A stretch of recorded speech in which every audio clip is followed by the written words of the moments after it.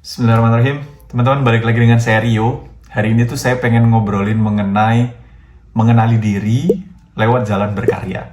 Jadi obrolan ini tuh sebenarnya udah pernah saya buat dulu banget ya. Zaman saya baru awal-awal belajar nge-YouTube. Jadi ini terinspirasi dari bukunya Austin Kleon. Bukunya bagus banget.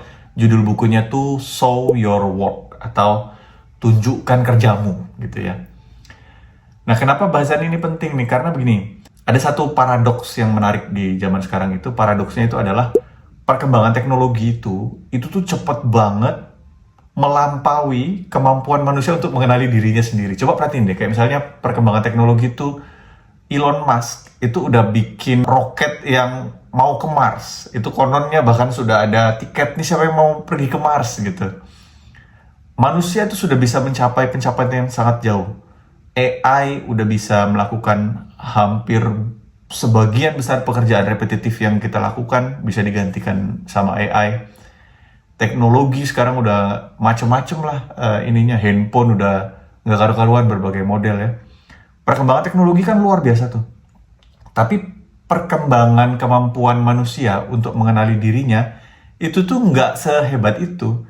Bahkan banyak orang-orang tuh masih bingung tentang saya ini siapa ya, saya ini mau kemana ya, saya ini sukanya apa ya gitu ya.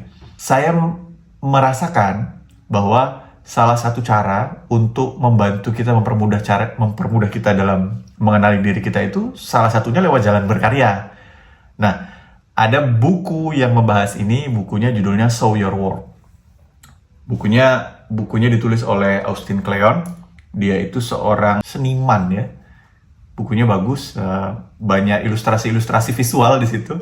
Ada 3 poin yang saya bisa ambil dari bukunya Austin Kleon. Karena bukunya cukup artikulatif menjelaskan mengenai ini ya. Jadi, yang pertama itu, teman-teman, kata Austin Kleon, di dunia sekarang itu kita harus tahu ada dua tipe kejeniusan, dia bilang. Yang pertama itu istilahnya genius, kayak yang kita udah tahu. Yang satu lagi itu adalah sinius, dia bilang. Jadi genius itu adalah kejeniusan satu orang, tapi kalau senius itu adalah kejeniusan ekosistem. Maksudnya begini, kata Austin Kleon, kalau dulu persepsi kita tentang seseorang yang mengeluarkan karya itu adalah seorang jenius yang soliter. Misalnya, kayak pelukis Mona Lisa, ya kan? Dia adalah seorang jenius penyendiri, lalu tiba-tiba mengeluarkan sebuah karya adiluhung, lukisan Mona Lisa gitu kan. Itu salah satunya. Atau pemahat terkenal misalnya. Wah, dia orang yang jauh dari kerumunan massa gitu ya.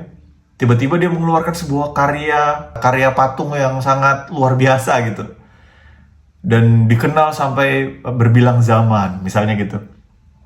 Itu adalah persepsi kita tentang kejeniusan masa lampau. Atau misalnya kayak Mozart atau apa, aransemen musik yang sangat luar biasa. Itu kan persepsi kita tentang kejeniusan masa lalu kan. Adalah orang yang soliter, orang yang jauh, tidak terjangkau, memang dia dianugerahi oleh kecerdasan yang luar biasa, lalu membuat sebuah karya yang mengguncang masyarakat. Itu kan persepsi dulu tentang kejeniusan. Tapi ternyata kalau zaman sekarang itu nggak begitu. Karya itu tidak lagi lahir dari seorang jenius yang soliter. Tapi karya itu adalah hasil kontribusi kita bersama-sama sebagai sebuah ekosistem. Contohnya aja misalnya nih ya. Misalnya ini kan saya ngobrolin tentang buku Show Your Work. Yang saya perlebar sedikit ke arah bagaimana menemukan diri lewat berkarya. Terinspirasi dari buku itu. Itu kalau teman-teman ketik di YouTube, itu amburadul nggak karu-karuan banyaknya yang membahas mengenai itu juga. Jadi artinya tidak ada satu karya yang dia itu betul-betul muncul begitu saja dari seorang yang jenius kemudian mencerdaskan kehidupan bangsa. Nggak kayak begitu. Sekarang itu adalah zamannya kita bersama-sama sebagai sebuah ekosistem, kolaborasi, saling berbagi dan saling belajar. Sebuah karya itu tidak ujuk-ujuk hadir. Dia hadir di tengah-tengah masyarakat sebagai bagian dari sebuah ekosistem yang saling belajar. Jadi itu yang membuat saya akhirnya sadar, oh iya ya, kalau kata Austin Kleon, tidak usah menjadi yang paling pintar. Tetapi kita cukup menjadi satu orang yang ikut menyumbangkan bata juga terhadap tembok pengetahuan raksasa yang dimiliki oleh ekosistem ini. Jadi itu adalah salah satu mindset yang lumayan mengubah cara pandang saya terhadap karya. Kalau dulu mikir, wah karya saya harus luar biasa, karya harus bagus. Sekarang akhirnya baru nyadar bahwa, oh enggak, kalau kita berpikir kayak gitu, kita berpikir kita pengen menjadi seorang jenius yang muncul dari kesoliteran lalu mencerdaskan masyarakat. Nggak begitu. Kita sekarang ada di dalam dunia yang berbeda, kita ikut berkontribusi dalam kecerdasan yang sama-sama dibangun oleh ekosistem besar yang saling terhubung, network sekarang.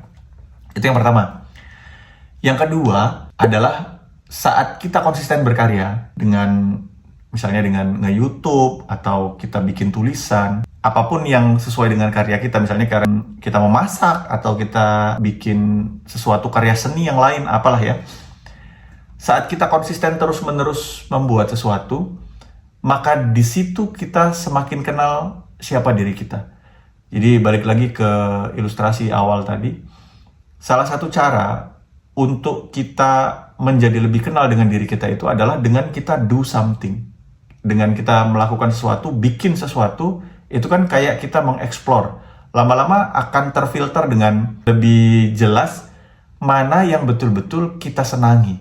Karena yang kita senangi, yang betul-betul ketertarikan alami kita, dia pasti akan bertahan dalam rentang waktu yang cukup lama. Dan itu pun saya rasakan juga, kayak misalnya dari dulu saya udah ngeblogging ya, saya buat tulisan di blog.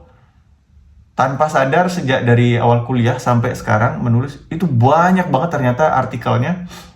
Dan lama-lama dia makin mengerucut. Akhirnya saya jadi tahu, oh apapun yang saya tulis, pasti akhirnya dia akan balik-balik lagi kepada tema sentral itu, self-development, lalu spirituality. Saya menulis itu dari sudut pandang apapun juga, balik-balik ke situ lagi. Akhirnya saya jadi tahu, oh apa yang betul-betul saya senangi. Meskipun untuk mengetahui itu, dia lewat naik turun turbulensi, kayak kadang-kadang semangat, kadang-kadang nggak semangat, kadang-kadang saya tinggalin sama sekali. Tapi 3 bulan kemudian balik lagi, ngerjain itu lagi gitu. Jadi dengan kita berkarya, itu adalah cara kita paling gampang, bukan paling gampang ya, cara paling teruji secara subjektif, saya rasakan, untuk menemukan diri kita, untuk tahu siapa kita, kesenangan kita apa, kekurangan kita apa, gitu, dengan cara kita berkarya. Karena zaman sekarang kan perkembangan dunia eksternal itu cepat banget, perkembangan teknologi, perkembangan globalisasi, semua tuh kalau tidak diimbangi dengan pengenalan diri akan menyeret-nyeret kita ke sana sini sampai kita jadi bingung dengan diri kita sendiri gitu, karena kita harus adaptasi terus kan dengan dunia yang berubah. Nah, salah satu caranya kayak begitu. Caranya adalah dengan cobain deh berkarya apapun aja. Nggak usah dipikir, kita do something aja, kita buat. Nanti lama-lama kita akan tahu, oh ternyata saya tuh begini gitu. Itu cara paling gampang lah, paling teruji. Ada cara-cara lainnya, misalnya dengan assessment lah untuk mengetahui diri kita. Tapi saya pribadi rasakan itu mungkin ya 20%, 30%, 70% adalah dengan berkarya. Cobain deh. Terus yang terakhir itu adalah dengan berkarya itu kita menjadi bisa networking. Kita bertemu dengan orang yang menyenangi hal yang sama dengan kita. Terus kita bisa saling belajar gitu ya. Kita bisa belajar dari mereka belajar dari kita.